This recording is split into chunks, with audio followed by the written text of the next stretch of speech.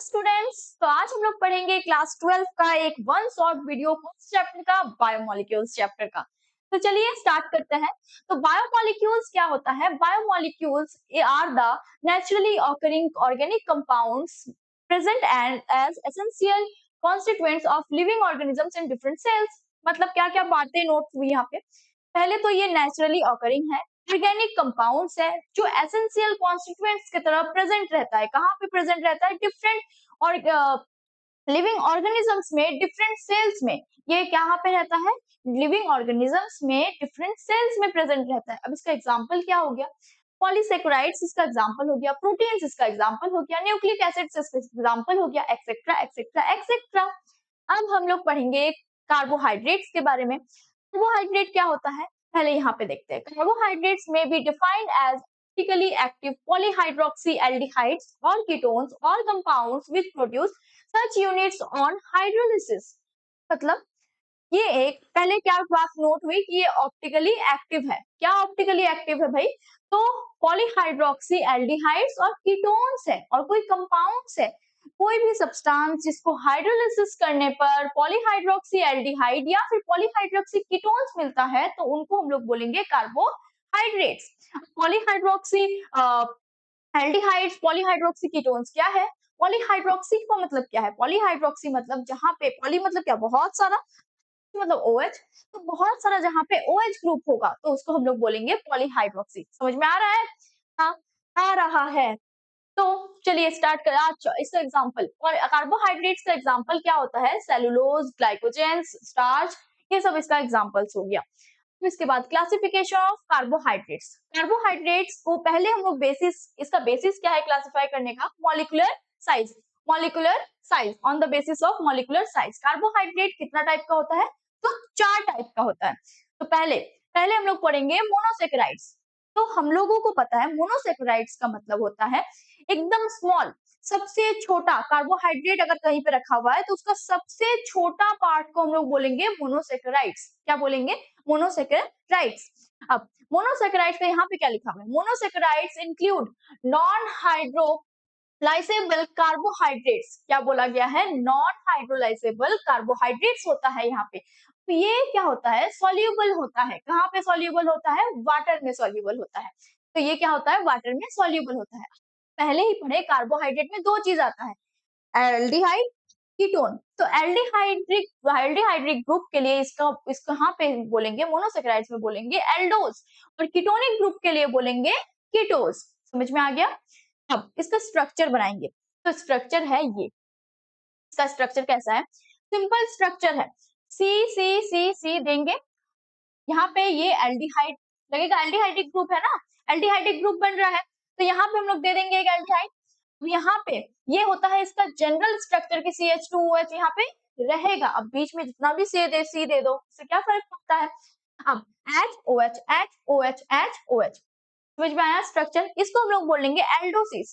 Ketone में क्या होगा? कीटोन ग्रुप चिपका होगा ना, तो कीटोसिस। तो इसका जनरल फॉर्मूला क्या हो जाता है? जनरल फॉर्मूला में ही होता है 3 कार्बन। देखिए 1 2 3 दिखा। देखो इसका जनरल क्या हो जाता है? C, एक तरफ OH, एक तरफ H, एक ऊपर में, ऊपर साइड में CHO और नीचे साइड में CH2OH। अब यहाँ पे हो गया N। ये पहले ही कार्बन, मतलब कि ये 3 कार्बन से स्टार्ट ही होता है। अब अगर N इक्वल टू 1 है तो 3 कार्बन है। अगर 2 कार्बन मतलब कि 4 कार्बन अगर हम लोग को रखना है, कितना कार्बन? 4 कार्बन। यहाँ पे 3 तो है तो N इक्वल टू कितना लिखना होगा? 4 लिखना होगा, क्योंकि N इक्वल टू 3 तो पहले से ही है ना। N इक्वल टू 3 अगर लिखेंगे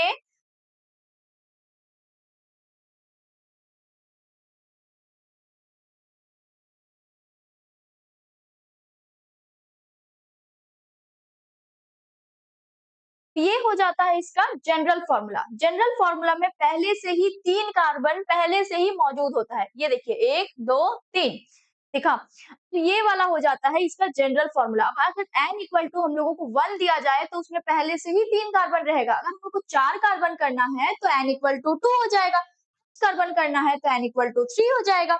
ऐसे करके हम लोग जनरल फॉर्मूला पता चल जाएगा। ठीक है। अब डाइसैकेराइड्स। डाइसैकेराइड्स क्या होता है, जहां पे डाइसैकेराइड्स का मतलब होता है जहां पे दो मॉलिक्यूल ऑफ मोनोसैकेराइड्स रहेगा। कितना?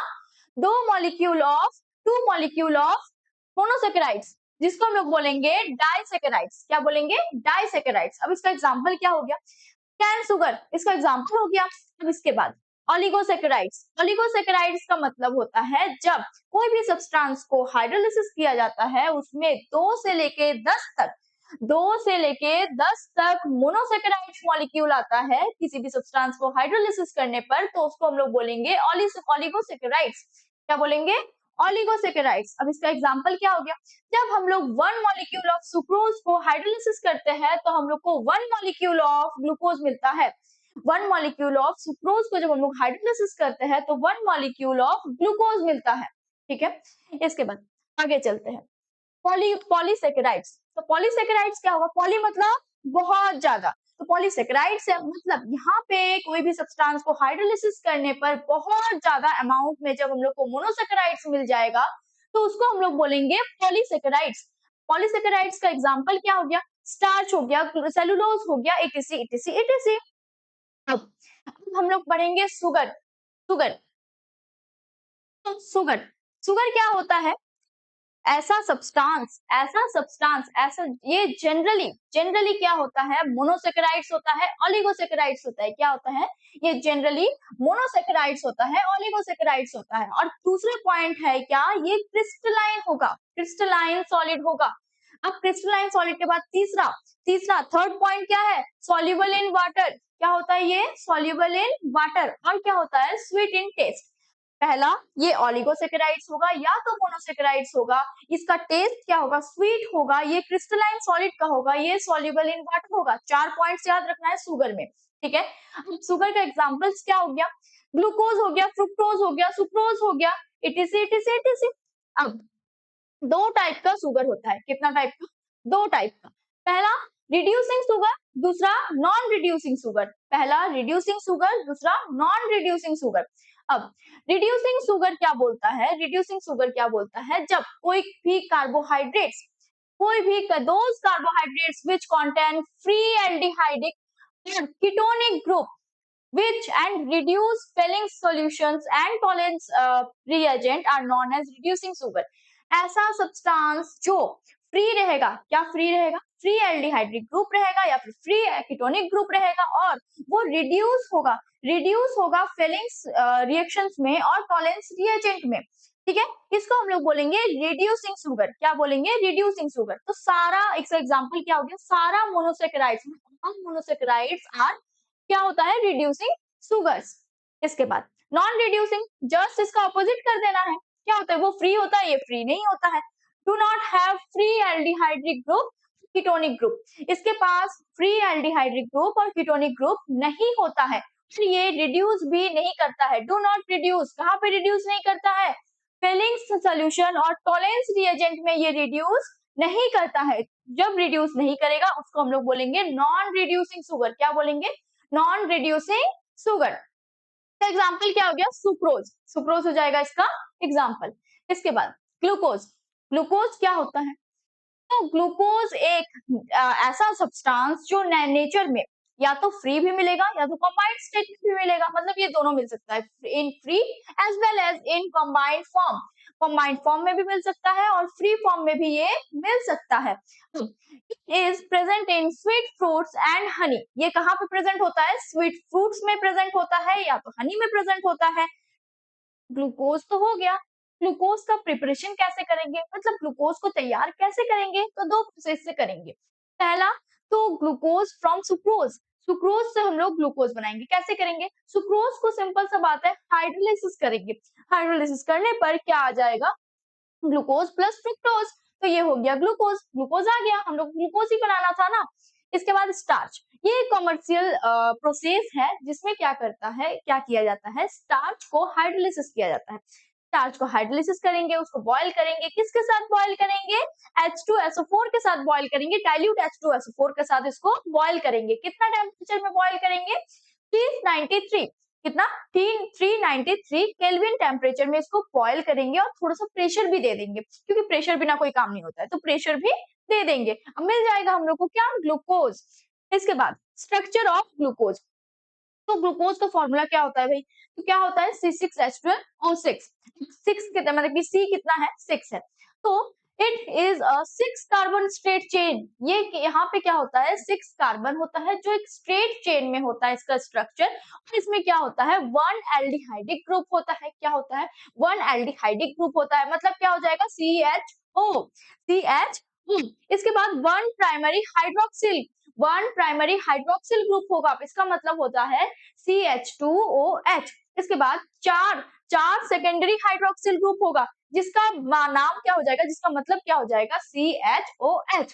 ठीक है, इसके बाद इसका स्ट्रक्चर क्या होता है, थोड़ा सा देख ले, स्ट्रक्चर में क्या हो जाता है, एल्डिहाइडिक ग्रुप एक बोला है, तो एल्डिहाइडिक ग्रुप एक, CHO क्या बोला है, एक एक प्राइमरी हाइड्रोक्सिल ग्रुप होगा, मतलब CH2OH एक हो जाएगा, तो CH2OH एक हो जाएगा।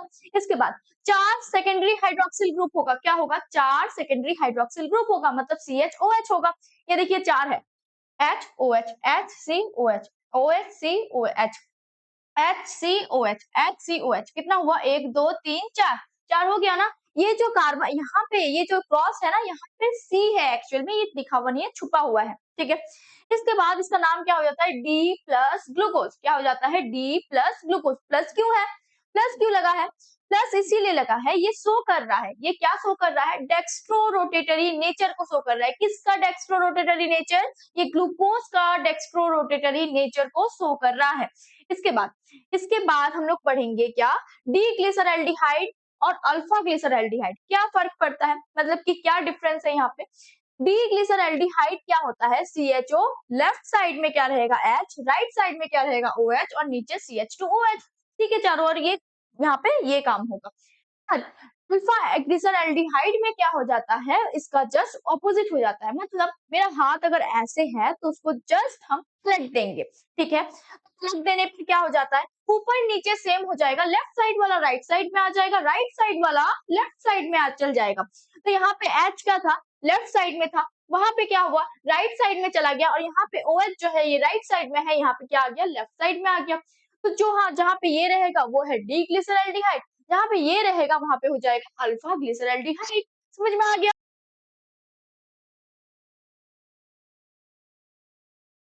अब हम लोग पढ़ेंगे preparation of sorry reactions of glucose. Glucose का क्या करेंगे, रिएक्शंस। अब पहले तो हम लोग ग्लूकोज का फॉर्मूला जानेंगे, क्यों, क्योंकि ऐसे स्पेलिंग्स को हम लोग मिला के रिएक्शंस करवा सकते हैं क्या, नहीं। तो हम लोग पहले फॉर्मूला जानेंगे, क्या फॉर्मूला है, C6H12O6 इसका फॉर्मूला है, ठीक है। अब पहले हम लोग ग्लूकोज को लेंगे और HI को लेंगे और उसको हीट करेंगे, क्या करेंगे, हीट करेंगे, हीट करने पर हम लोगों को मिलेगा एन-हेक्सेन, ये हो गया एन-हेक्सेन का फॉर्मूला। इसके बाद ग्लूकोज को अगर हम लोग NH2OH या फिर हाइड्रोक्सिल एमाइन के साथ रिएक्ट करवाएंगे तो हम लोगों को मिलेगा कार्बोनिल ग्रुप, क्या मिलेगा, कार्बोनिल ग्रुप। इसके बाद हम लोग सेम चीज क्या करेंगे, C6H12O6 लेंगे, फिर से C6H12O6 को लेंगे और HCN क्या करेंगे, HCN के साथ रिएक्ट करवाएंगे तो क्या मिलेगा हम लोगों को, कार्बोनिल ग्रुप, क्या मिलेगा, कार्बोनिल ग्रुप। इसके बाद C6H12O6 को फिर से Br2 वाटर क्या करेंगे, Br2 वाटर के साथ रिएक्ट करवाएंगे तो हम लोगों को मिलेगा COOH, CHOH4, CH2OH, ठीक है। इसके बाद फिर से ग्लूकोज को हम लोग क्या करेंगे, एसिटिक एनहाइड्राइड, क्या करेंगे, एसिटिक एनहाइड्राइड के साथ रिएक्ट करवाएंगे तो हम लोगों को मिलेगा 5 OH ग्रुप, क्या मिलेगा, 5 OH ग्रुप। इसके बाद CHO मतलब ये ग्लूकोज को अगर हम लोग ऑक्सीडेशन करवाएंगे तो हम लोगों को मिलेगा सैकरिक एसिड। फिर से ग्लूटोनिक एसिड को भी अगर हम लोग ऑक्सीडेशन करवाएंगे तो हम लोगों को क्या मिलेगा, सैकरिक एसिड। इसीलिए इसका एरो इधर से क्या है, उसका एरो उधर से आया है, ठीक है। इसके बाद साइक्लिक स्ट्रक्चर ऑफ ग्लूकोज, क्या करेंगे, साइक्लिक स्ट्रक्चर ऑफ ग्लूकोज। पहले जो पढ़ रहे थे वो तो चेन था ना, सीधा सीधा, तो इसको हम लोग बंद करेंगे, क्या करेंगे, बंद करेंगे, ठीक है। वो ओपन था, ये हो गया क्लोज। कैसे बनेगा क्लोज, यहाँ पे देखो OH है, हम लोगों को पता है O माइनस H प्लस होता है, क्या होता है, O माइनस H प्लस। तो देखिए यहाँ पे O माइनस H प्लस है, ठीक है, O माइनस H प्लस है, उसको हम लोग जोड़ेंगे, ठीक है। तो ये जो O है, ये जो H है, ये जो H है, ये कूद के चला जाता है O के पास और यहाँ का डबल बॉन्ड सिंगल बॉन्ड में कन्वर्ट हो जाता है, मतलब कि चेंज हो जाता है। ये जो H है, ये यहाँ पे लिखा गया है और ये जो H है और ये तो यहाँ पे H है, ये O है, ये यहाँ पे H है, ये कूद के जाएगा इसके साथ, तो यहाँ पे OH हो जाएगा, OH हो जाएगा, हो गया। इसके बाद यहाँ पे ये जो O है, ये अपना दोस्त का पीछा नहीं छोड़ सकता है, मतलब H का पीछा नहीं छोड़ सकता है, तो ये क्या होता है, ये ऐसे साइक्लिक, ना उधर का ना इधर का, ये तो C को छोड़ के भी नहीं जा सकता है ना और H को छोड़ के भी नहीं आ सकता है, तो ये बीच में रहेगा, तो ये बीच में रहेगा चेन बनाते हुए, तो इसको बोलेंगे हम लोग साइक्लिक ग्लूकोज। क्या बोलेंगे हम लोग? Cyclic glucose. अब ये बन गया क्लोज डायग्राम। तो इसको बोला जाता है पाइरेन। क्या बोला जाता है? पाइरेन। ये होता है पाइरेन का स्ट्रक्चर। अब इसके बाद हम लोग अगर इसको ग्लूकोज को ऐसे पाइरेन का स्ट्रक्चर में सजाना चाहे तो इसको थोड़ा सा छोटा करते हैं, जैसे हम लोगों को चेन वाला भी दिखे और ये वाला भी दिखे। तो अब हम लोग फिर से करेंगे, फिर से। तो देखो, ये हम लोग पाइरेन बना लिए, यहाँ पे क्या बना लिए? पाइरेन बना लिए। ये यहाँ पे O है, ये यहाँ पे O है, ठीक है, O है।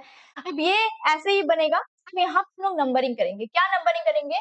1 2 3 4 5 6। यहाँ पे कार्बन का नंबरिंग करेंगे 1 2 3 4 5 6, ठीक है। अब एक नंबर पे क्या है? CHO है। क्या है? CHO, सॉरी, एक नंबर में क्या है? H और OH है, तो यहाँ पे हो जाएगा HOH। सेकंड नंबर पे क्या है? OH, H पहले हो जाएगा, सॉरी, ये डायग्राम देखना है, मैम गलत कर दी। चलो,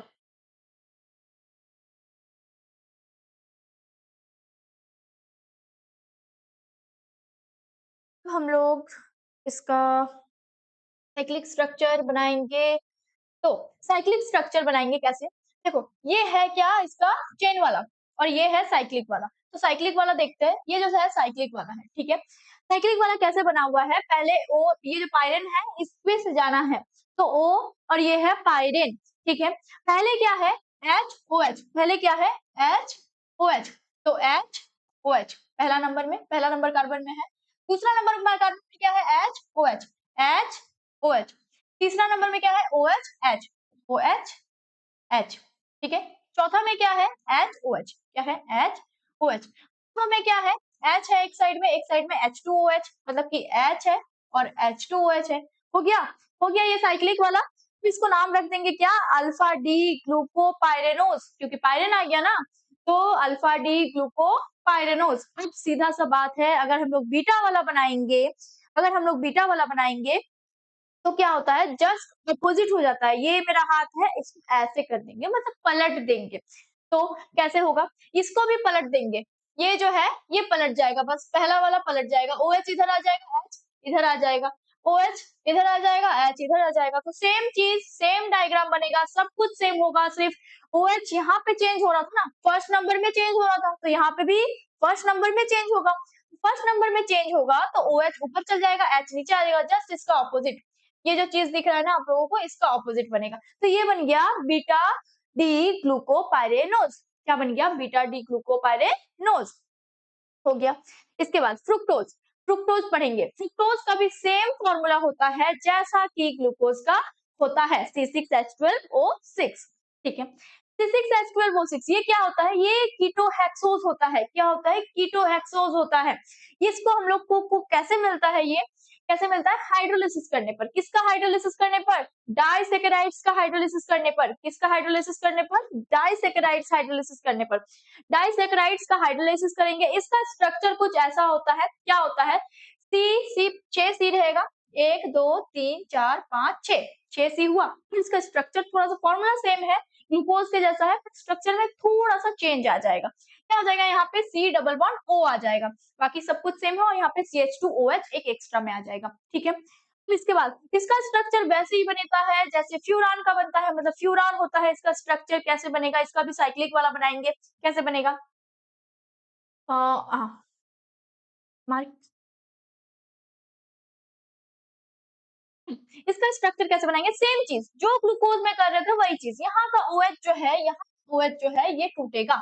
यहाँ का OH, एक OH जाएगा इस डबल बॉन्ड के पास, एक OH जाएगा इस डबल बॉन्ड के पास और इसको सिंगल बॉन्ड बना देगा, सिंगल बॉन्ड बना देगा। ये देखिए ये जो गया है इसके पास, ये जो OH बन गया, यहाँ पे O था ना, ये एक H इधर गया तो ये बन गया OH, दिखा। और एक साइड में है CH2OH, CH2OH। अब ये जो O है वो H के बिना रह नहीं पा रहा है, तो ये भी क्या हो जाएगा, दौड़े-दौड़े यहाँ पे बीच में चल जाएगा, ठीक है? ताकि ये इसको भी देख पाए, सी को भी देख पाए, ठीक है? ये हो जाएगा अल्फा डी। क्यों क्यों ये हो जाएगा, देखो यहाँ पे इसका जो स्ट्रक्चर है वो CH2OH, यहाँ पे इधर CH2OH इधर है और OH इधर है, OH इधर है, ये बन गया अल्फा। जो बीटा वाला बनेगा वो क्या हो जाएगा, जस्ट इसका ऑपोजिट, मतलब OH इधर आ जाएगा, CH2OH उधर चल जाएगा, ठीक है? जस्ट इसका ऑपोजिट, अल्टी-पल्टी। इसको हो जाएगा बीटा सॉरी अल्फा फ्रुक्टोरेनोज, इसका हो जाएगा बीटा फ्रुक्टोरेनोज, ठीक है? वहां पे जैसे पायरेनोज हो रहा था, यहाँ पे वैसे फ्यूरेनोज होगा, ठीक है? इसका आप साइक्लिक वाला स्ट्रक्चर बनाएंगे, साइक्लिक वाला स्ट्रक्चर बनाएंगे। ये देखो साइक्लिक वाला स्ट्रक्चर कैसे बना, फ्यूरन फ्यूरान जैसे बना रहे थे वैसे ही फ्यूरान बनाएंगे यहाँ पे, और क्या करेंगे, मार्क करेंगे, मार्क करेंगे सॉरी, देखो यहाँ पे भी सेम सेम ग्लूकोज जैसा करेंगे। क्या करेंगे, पहले हम लोग इसका बनाते हैं अल्फा, अल्फा अल्फा कार बनाते हैं। तो क्या करेंगे, पहले ये देखो वन में क्या है, वन CH2OH है, CH2OH वन नंबर में, ये बन गया वन कार्बन, यही से कार्बन है। यहाँ पे ग्लूकोज में हम लोग क्या करते हैं, यहाँ से कार्बन काउंट कर रहे थे, बट यहाँ पे भी कार्बन है तो इसलिए यहाँ पे पहला से कार्बन, यहाँ से कार्बन होगा। अब ये वाला हो जाएगा 2, ये हो जाएगा 3, ये हो जाएगा 4, ये हो जाएगा 5, ये हो जाएगा 6, ठीक है? इसके बाद कलर चेंज करते हैं तो समझ में अच्छा से आएगा। तो यहाँ पे क्या करेंगे, देखो ये पहला CH2OH है तो CH2OH, इधर क्या है OH है तो OH, यहाँ पे क्या है OH, पहले OH है उसके बाद H है तो H। अब यहाँ पे H है OH है, H है OH है, अब यहाँ पे भी लकीर टान के क्या करेंगे, H है और CH2OH है, CH2OH और H, ठीक है? समझ में आया? अब इसका भी सेम चीज होगा, सेम चीज होगा, बस अल्टी पल्टी मारेगा। फर्स्ट कार्बन का जो है वहां पे सिर्फ अल्टी पल्टी मारा जाएगा, मतलब CH2OH यहाँ पे ऊपर था, यहाँ पे वो नीचे आ जाएगा, OH यहाँ पे नीचे था, ये यहाँ पे ऊपर आ जाएगा, तो ही बन जाएगा ये क्या, बीटा डी फ्रुक्टोफ्यूरेनोज, ठीक है? ठीक है, के बाद तो यहाँ पे हम लोग लेंगे 5 मिनट का ब्रेक, ठीक है? तो 5 मिनट का ब्रेक का टाइमर लगा देते हैं, 5 मिनट का ब्रेक।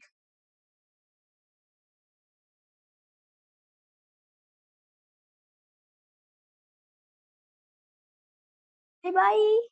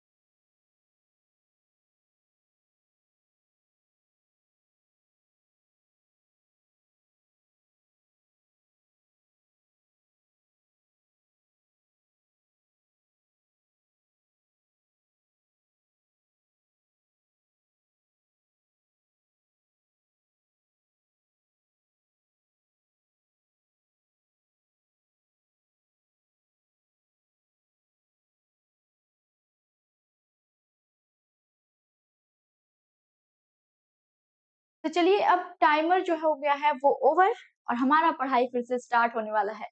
तो स्टार्ट करते हैं। प्रोटीन, प्रोटीन क्या होता है? ये एसेंशियल एसेंशियल अमीनो एसिड्स होते हैं। क्या होता है? एसेंशियल और नॉन एसेंशियल अमीनो एसिड्स होते हैं।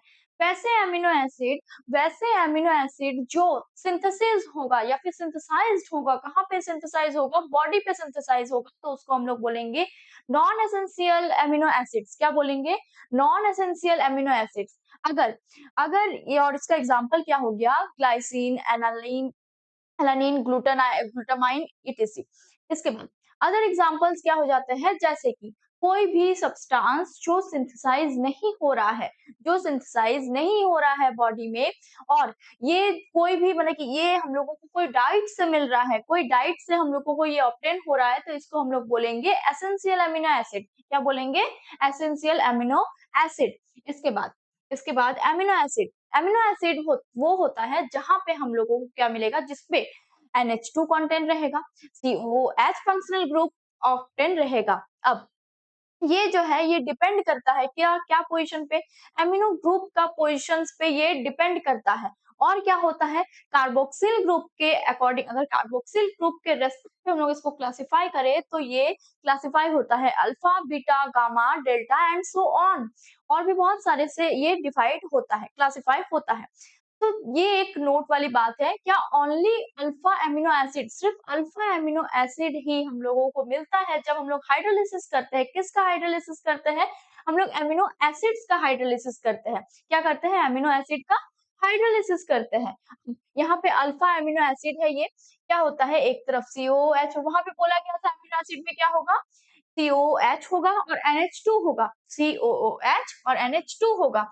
अगर और यहाँ पे H और यहाँ पे R, तो अगर हम लोग R इक्वल टू H कर दे तो यहाँ पे भी H हो जाएगा और इसका नाम हो जाता है ग्लाइसिन। क्या नाम हो जाता है इसका? ग्लाइसिन हो जाता है इसका नाम। ज्विटर आयन पढ़ेंगे। ज्विटर आयन क्या होता है? सेम एमिनो एसिड जो है उसको लिख देंगे पहले यहाँ पे, ये एमिनो एसिड है। एमिनो एसिड में ऐसे एमिनो एसिड का स्ट्रक्चर यही होता है ना, तो ये हो गया हमारा एमिनो एसिड। जब एमिनो एसिड का ये जो H है ये NH2 के पास आ जाता है और COO माइनस और NH प्लस NH3 प्लस हो जाता है, तो इसको हम लोग बोलेंगे ज्विटर आयन। मतलब ज्विटर आयन क्या होता है? एज अ होल क्या होता है? ये न्यूट्रल होता है, बट इसमें क्या होता है? नेगेटिव भी आयंस भी होता है, पॉजिटिव आयंस भी होते हैं।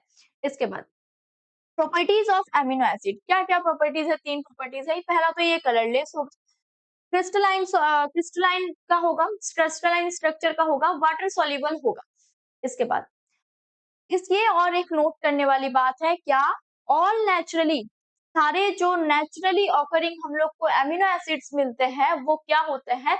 वो अल्फा कॉन्फ़िगरेशन के होते हैं। क्या कॉन्फ़िगरेशन के होते हैं? अल्फा कॉन्फ़िगरेशन के होते हैं, जो भी हम लोगों को नेचुरली ऑकरिंग एमिनो एसिड्स मिलेंगे। इसके बाद स्ट्रक्चर ऑफ प्रोटीन, तो क्या होता है? Proteins are the polymers of alpha amino acid and they are connected to each other by peptide bond और पेप्टाइड लिंकेज। ये ऐसा अल्फा पॉलीमर्स होता है जो अल्फा एमिनो एसिड्स का पॉलीमर्स होता है, जो कनेक्ट होता है एक दूसरे से। किससे कनेक्ट होता है? पेप्टाइड बॉन्ड और पेप्टाइड लिंकेज से। पेप्टाइड बॉन्ड क्या होता है? तो चलिए पेप्टाइड बॉन्ड देखते हैं। तो यहाँ पे ये जो है ये है NH2 CH2 COOH plus H2N CHR COOH है। ठीक है, यहाँ पे ये जो प्लस है ना, ये हट के क्या हो जाएगा? हम लोगों को बॉन्ड लाना है। ठीक है, कैसे लाएंगे? यहाँ से पहले हम लोग करेंगे क्या? CH2 सॉरी C H2O हम लोग इससे रिलीज करेंगे, वाटर यहाँ से रिलीज करवाएंगे। तो क्या हो जाएगा? ये जो CH2 है ना, यहाँ का एक H निकल जाएगा। ये जो NH2 है मतलब कि H2N है, यहाँ का एक H निकल जाएगा। क्या होगा? यहाँ का एक H निकल जाएगा और यहाँ का एक H निकल जाएगा। जब निकल जाएगा तो क्या हो जाएगा? बचेगा क्या? और यहाँ का एक O भी निकल जाएगा, जो COH है, वहां का एक O भी निकल जाएगा। जब निकल जाएगा इन दोनों में बॉन्ड बन जाएगा, इन दोनों में बॉन्ड बन जाएगा। ये जो बॉन्ड है CO और NH का, इसी को हम लोग बोलते हैं पेप्टाइड लिंकेज। क्या बोलते हैं हम लोग इसको? Peptide linkage. अब जब हम लोग दो पेप्टाइड लिंकेज देखेंगे तो हम लोग को उसको बोलेंगे डाइपेप्टाइड बॉन्ड। जब हम लोग देखेंगे बहुत सारे पेप्टाइड बॉन्ड है तो उसको हम लोग बोलेंगे पॉलीपेप्टाइड बॉन्ड। मतलब जो अगर यहाँ पे दो क्वेश्चंस दिया हुआ है, what do we understand by dipeptide bond, क्या अंडरस्टैंड करते हैं हम लोग डाइपेप्टाइड बॉन्ड से? जब हम लोग दो पेप्टाइड बॉन्ड देखेंगे। पॉलीपेप्टाइड बॉन्ड क्या होता है? जब हम लोग n numbers of peptide bond देखेंगे। समझ में आया? What is protein? प्रोटीन क्या है? प्रोटीन क्या है? Polypeptide, A polypeptide with more than 100 amino acid residues having molecular mass more than 10,000 U is called a protein। Protein में क्या होता है? पॉलीपेप्टाइड होता है कितना से ज्यादा? 100 टाइम्स, 100 अमीनो एसिड से ज्यादा। 100 अमीनो एसिड से ज्यादा जब यहाँ पे पेप्टाइड बॉन्ड होगा और इसका मॉलिक्यूलर मास 10,000 U होगा तो उसको हम लोग बोलेंगे प्रोटीन। ठीक है, उसको हम लोग बोलेंगे प्रोटीन। प्रोटीन क्लासिफाई करने का बहुत सारा बेसिस होता है। पहला बेसिस हम लोग देखते हैं मॉलिक्यूलर शेप का बेसिस। क्या होता है? मॉलिक्यूलर शेप का बेसिस, मॉलिक्यूलर शेप। तो ये हो गया दो टाइप प्रोटीन का। क्या होता है? एक फाइब्रस प्रोटीन और एक होता है ग्लोब्यूलर प्रोटीन। फाइब्रस प्रोटीन क्या होता है? जब कोई भी थ्रेड लाइक मॉलिक्यूल्स एक दूसरे के साथ साइड बाय साइड लाई करता है। जब साइड बाय साइड लाई कर जाएगा तो इसको हम लोग बोलेंगे, और ये साइड बाय साइड लाई करके क्या बनाता है? फाइबर बनाता है, तो इसको हम लोग बोलेंगे फाइब्रस प्रोटीन। एग्जाम्पल्स क्या हो जाएंगे? एग्जाम्पल्स हो जाएंगे केराटिन जो हेयर में प्रेजेंट होता है, फिर क्या हो जाएगा? कोलेजन्स हो जाएगा एग्जांपल्स। इसके बाद ग्लोब्यूलर प्रोटीन। ग्लोब्यूलर प्रोटीन क्या होता है? ये ऐसा मॉलिक्यूल्स होता है, ये ऐसा मॉलिक्यूल्स होता है जो फोल्ड होता है, कॉम्पैक्ट होता है। देखिए लिखा हुआ है which are folded in compact units. Compact होता है, फोल्ड होता है, और ये क्या होता है?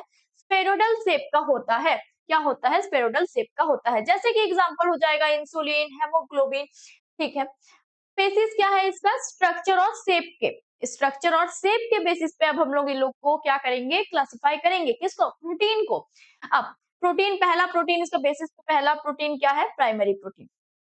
प्राइमरी प्रोटीन क्या होता है? Each peptide, each polypeptide in a protein has amino acid linked with each other in a specific sequence, in a specific sequence, this sequence of amino acid is called primary structure of proteins।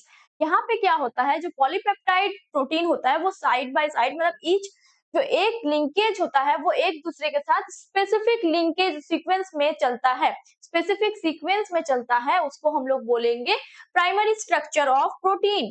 अब इसके बाद secondary structure क्या होता है? Secondary structure में क्या होता है? लॉन्ग पॉलीपेप्टाइड चेन एग्जिस्ट करता है। इसका शेप में क्या होता है? लॉन्ग पॉलीपेप्टाइड चेन्स एग्जिस्ट करता है। ये अब दो टाइप का होता है, एक होता है अल्फा हेलिक्स, एक होता है बीटा हेलिक्स। तो अल्फा हेलिक्स पहले देखते हैं। ये है अल्फा हेलिक्स। अल्फा हेलिक्स में क्या होता है? Alpha helix in which polypeptide chain forms intramolecular hydrogen bond. पहला तो फर्स्ट बात हम लोगों ने नोट किया, क्या ये इंट्रामोलिकुलर हाइड्रोजन बॉन्ड बनाता है। क्या ऐसे बनाता है? ट्विस्ट होके राइट साइड, हेलिक्स का राइट साइड में ये ट्विस्ट जब होगा तब हाइड्रोजन बॉन्ड जो है इंट्रामोलिकुलर हाइड्रोजन बॉन्ड बनाएगा। राइट साइड का, हेलिक्स का राइट साइड में किसके साथ बनाएगा? NH ग्रुप के साथ बनाएगा। किसके साथ बनाएगा? NH ग्रुप के साथ बनाएगा। ये देखिए NH ग्रुप, और यहाँ पे ये बना रहा है H बॉन्ड। ठीक है, इसके बाद जस्ट इसका नीचे ये क्या बनाएगा? C double double bond O के साथ बनाएगा। ठीक है, C डबल बॉन्ड O के साथ बनाएगा। इसके बाद इसका एग्जाम्पल हो गया केराटिन इन हेयर और नेल्स। ठीक है, इसके बाद beta pleated seeds. Beta pleated seeds में क्या होता है? It beta pleated seeds has all peptide chain structure stretched to nearly maximum extension and then arranged side by side held together with the intermolecular hydrogen bond। वहां क्या हो रहा था? Intramolecular hydrogen bond. यहाँ पे क्या होगा? Intermolecular hydrogen bond. यहाँ पे क्या होगा? Intermolecular hydrogen bond. अब यहाँ पे क्या हो रहा है? ये एक प्लेट जैसा है। क्या है? एक प्लेट जैसा है, और इसको ये सजाएगा। डरो मत, ये स्ट्रक्चर एग्जाम में ऐसे नहीं बनाने आ जाएगा। ठीक है, इसके बाद टर्सरी स्ट्रक्चर। टर्सरी स्ट्रक्चर क्या होता है? It represents overall folding of polypeptide chains. It represents overall folding of polypeptide chains by H bond disulfide linkage। यहाँ पे फर्स्ट बात नोट करने वाली क्या बात आई, यहाँ पे हो जाएगा फोल्डिंग ऑफ पॉलीपेप्टाइड। क्या हो जाएगा? Folding of polypeptide. पॉलीपेप्टाइड जब फोल्डिंग हो जाएगा, फोल्डिंग एच बॉन्ड का चेन्स में रहेगा और डाइसल्फाइड लिंकेज होगा। यहाँ पे क्या हो जाएगा? डाइसल्फाइड लिंकेज हो जाएगा और वैंडरवाल्स और इलेक्ट्रोस्टैटिक फॉर्म में ये लोग में अट्रैक्शन रहेगा, उसको हम लोग बोलेंगे टर्सरी स्ट्रक्चर। ये देखिए इसका स्ट्रक्चर बहुत इजी सा है, बस इसको ऐसे ऐसे ऐसे घुमाना होता है और कुछ नहीं। क्वाटरनरी स्ट्रक्चर, क्वाटरनरी स्ट्रक्चर में क्या होता है? ये एक स्पेशल अरेंजमेंट होता है। क्या होता है? ये एक स्पेशल अरेंजमेंट होता है। स्पेशल अरेंजमेंट किसका? टू और मोर पॉलीपेप्टाइड चेन, दो या दो से ज्यादा पॉलीपेप्टाइड चेन का एक दूसरे के साथ स्पेशल अरेंजमेंट होता है, इसको हम लोग बोलेंगे क्वाटरनरी स्ट्रक्चर। बिल्कुल डरने वाला बात नहीं है, एकदम एक ठो ऐसे करके बनाना है, दूसरा उसके साथ जोड़ देना है, बस सिंपल है। इसके बाद डीनेचुरेशन ऑफ प्रोटीन। प्रोटीन का डीनेचुरेशन कैसे करेंगे? जब प्रोटीन का जब टेम्परेचर और पीएच चेंज कर देंगे, change in temperature and pH जब हम लोग चेंज कर देंगे तो हाइड्रोजन बॉन्ड डिस्टर्ब हो जाएगा। क्या हो जाएगा? हाइड्रोजन बॉन्ड डिस्टर्ब हो जाएगा। इसके वजह से, जिसके वजह से क्या हो जाएगा? ग्लोब्यूल्स जो है वो अनफोल्ड हो जाएगा, जो हेलिक्स था वो टर्न था, वो ट्विस्ट जो था वो सीधा होते जाएगा, अनकॉइल्ड हो जाएगा। जब अनकॉइल्ड हो जाएगा, प्रोटीन का जो बायोलॉजिकल एक्टिविटी था वो बंद हो जाएगा, जिसके कारण यहाँ पे जिसके कारण इसको बोला जाता है डीनेचुरेशन ऑफ प्रोटीन। इसका एग्जांपल क्या हो जाएगा? जैसे कि हम लोग दही से दूध से दही बनाते हैं, कर्डिंग ऑफ मिल्क। इसके बाद ये एक नोट करने वाला बात है, क्या? ओनली द सेकेंडरी और टर्सरी, सिर्फ सेकेंडरी और टर्सरी ही क्या होता है? Are affected. डीनेचुरेशन होता है सिर्फ टर्सरी और सेकेंडरी में, प्राइमरी में कोई फर्क नहीं पड़ता है, क्योंकि प्राइमरी तो पहले ही सीधा सीधा होता है ना। ये जो है ये ऐसे होता है कि फोल्ड रहेगा, इसको अनफोल्ड हो जाएगा। ये फोल्डेड प्रोटीन है, डीनेचुरेशन करने पर ये अनफोल्डेड प्रोटीन बन जाएगा। प्राइमरी प्रोटीन आप लोगों ने देखा था कि वो सीधा सीधा बना था, उसमें और क्या अनफोल्ड होगा? ये हो गया न्यूक्लिक एसिड। न्यूक्लिक एसिड क्या होता है? The polymers of nucleotides help in synthesize of proteins and transfer genetic traits. ये ऐसा पॉलीमर्स होता है, न्यूक्लियोटाइड्स ऐसा पॉलीमर्स होता है जो हेल्प करता है, क्या है चीज में हेल्प करता है? सिंथेसाइज करने में। क्या सिंथेसाइज करने में? प्रोटीन का सिंथेसाइज करने में और जेनेटिक ट्रेट्स का ट्रांसफर करने में। तो इसको हम लोग बोलेंगे न्यूक्लिक एसिड। न्यूक्लिक एसिड दो टाइप का होता है, क्या क्या? एक होता है आरएनए, एक होता है डीएनए। तो डीएनए का फुल फॉर्म क्या होता है? Deoxy ribonucleic acid. ये होता है राइबोन्यूक्लिक एसिड। इसके बाद इसका स्ट्रक्चर क्या होता है? स्ट्रक्चर सीधा सब नॉर्मल है, एकदम सिंपल। क्या होता है? एक फ्यूरान टाइप का स्ट्रक्चर बनाएंगे, OH H H OH H OH और यहाँ पे क्या हो जाएगा? CH2OH और H। ठीक है, ये हो गया बीटा राइबोस, ये हो जाएगा और ये हो जाएगा डीएनए। डीएनए में सिर्फ कुछ नहीं करना है, बस यहाँ पे एक चेंज हो जाएगा, सिर्फ यहाँ पे जो ये OH है यहाँ पे ये H हो जाएगा, HOH है यहाँ पे H और H हो जाएगा, तो ये बन जाएगा डीएनए का स्ट्रक्चर। इसके बाद न्यूक्लियोसाइड। न्यूक्लियोसाइड क्या होता है?